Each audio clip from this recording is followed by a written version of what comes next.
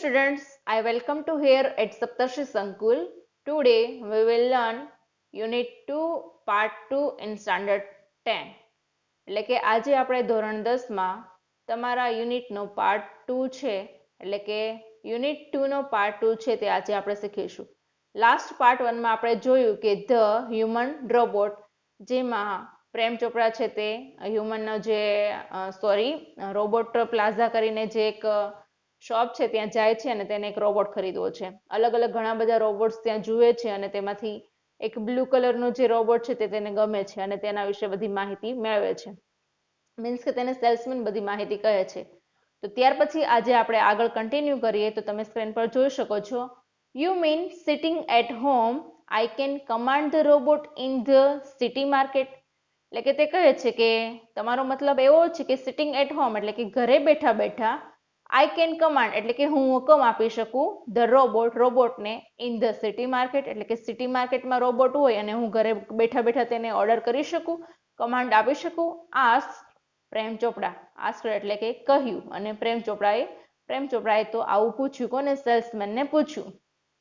તો હવે સેલ્સમેન કહે છે it operates within a limited radius of a kilometre એટલે કે 1 કિલોમીટરની ત્રિજ્યામાં તે તમારી બધી જ વસ્તુને ઓપરેટ કરી શકશે એટલે કે બધી જ વસ્તુ ઓર્ડર ફોલો કરશે.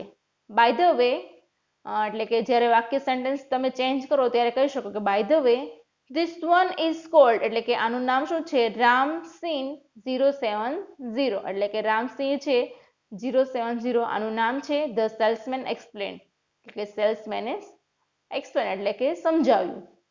તો ત્યાર પછી છે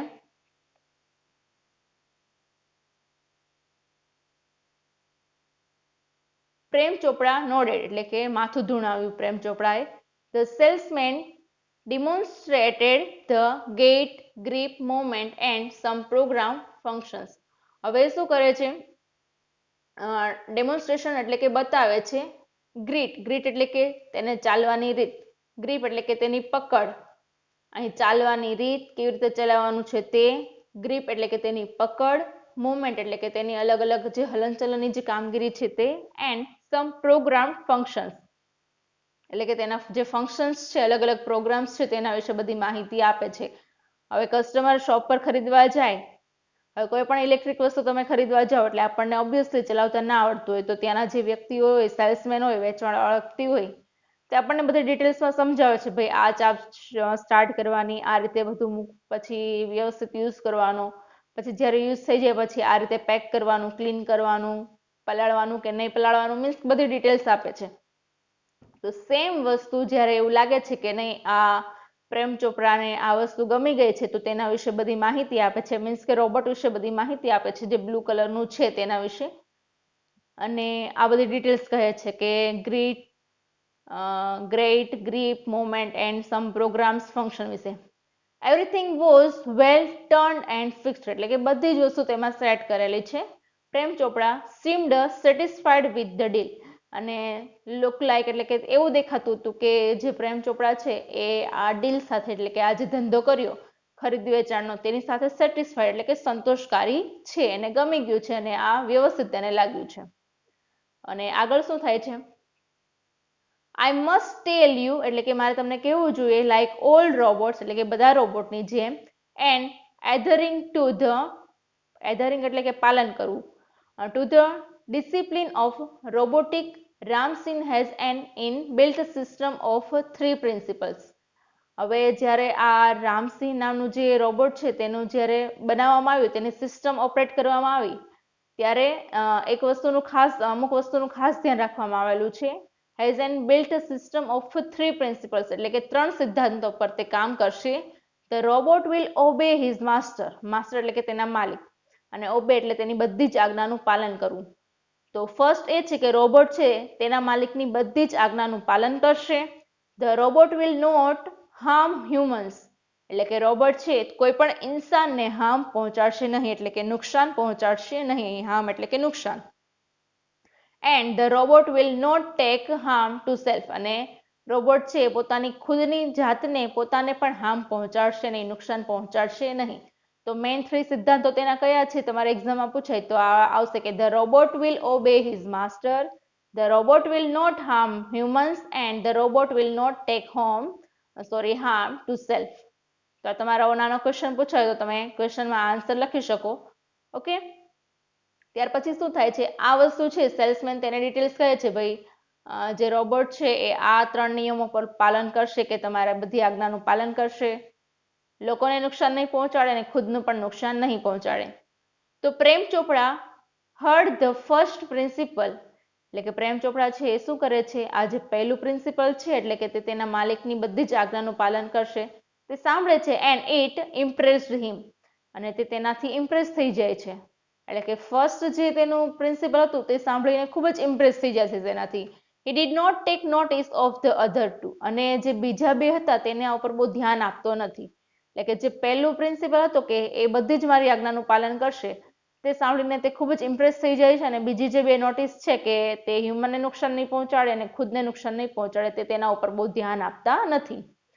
હી nodded delightedly and assigned the sale deal, એટલે કે ત્યાં બધી જ વસ્તુ ડિલાઇટલી એટલે કે હા પાડી દે છે અને શું કરે છે અસાઇન એટલે કે બધા જે સાઇન સિગ્નેચર બધું કરવાનું હોય તે બધું કરી દે છે. સેલ ડીલ એટલે કે વેચાણ ડીલમાં જે કરાર પત્ર ને એવું બધું હોય છે તેમાં બધી તેની સાઇન કરી દે છે. And contract of no misuse of the robot, અને કોન્ટ્રાક્ટ પેપર હોય છે કે હું આનો મિસયુઝ એટલે કે દુરુપયોગ નહીં કરું તેવા કોન્ટ્રાક્ટ પેપર ઉપર તે પોતાની સાઇન આપી દે છે.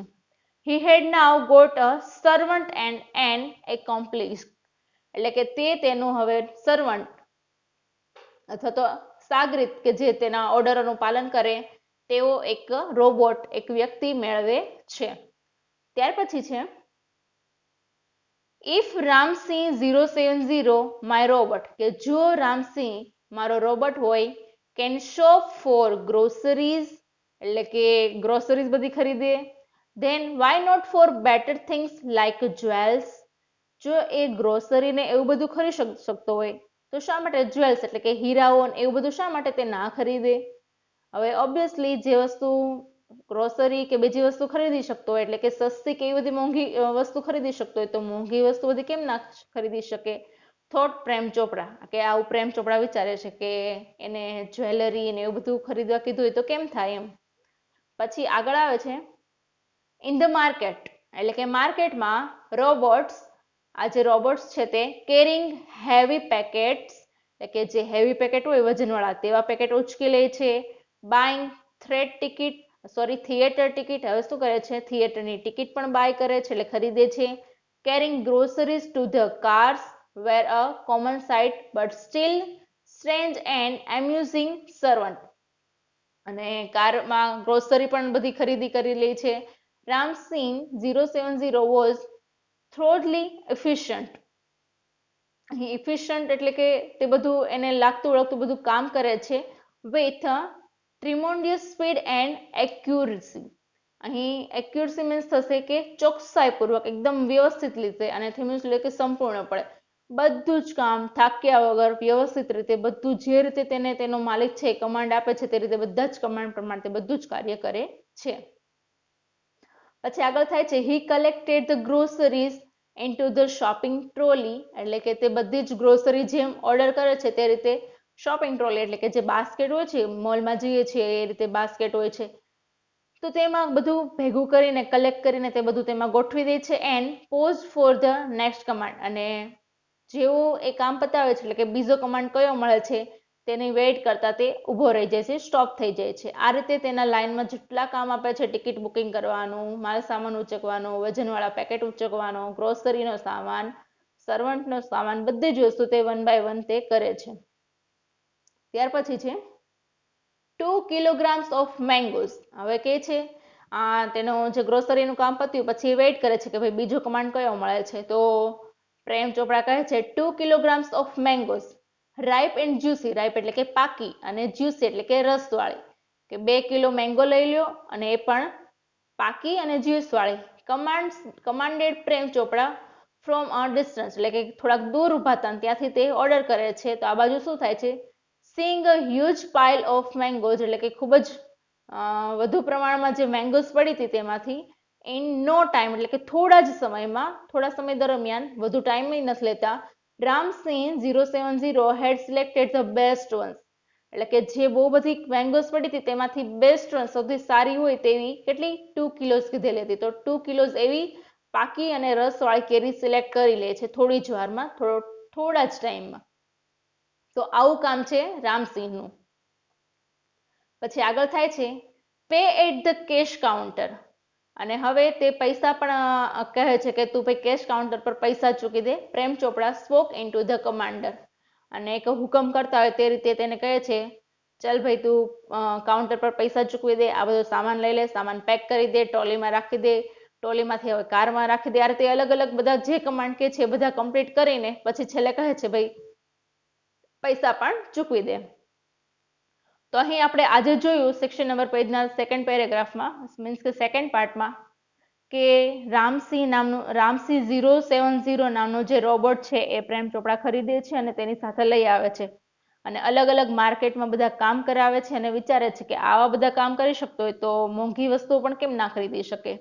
પરંતુ તેણે સ્ટાર્ટ તો બધું ગ્રોસરી ને મેંગોઝ ને એવું બધું કરવામાં કરે છે અને તે માર્કેટમાંથી ઘણી બધી વસ્તુ ખરીદે છે, ઘણા બધા કમાન્ડ્સ આપે છે અને તે પ્રમાણે બધું જ થોડાક જ સમયમાં, એટલે કે પળવારમાં કહી શકો તે જ સમયમાં પોતાનું કામ કમ્પ્લીટ કરીને નવા ઓર્ડરની વેઇટ કરતા રામસિંહ છે બધું જ કામ કમ્પ્લીટ કરે છે અને અંતે જેટલા રૂપિયા ટોટલ થયા છે એટલા કેશ કાઉન્ટર પર ચૂકવવાનો આદેશ મળતા તે પણ કામ ખૂબ જ સારી રીતે કરી દે છે.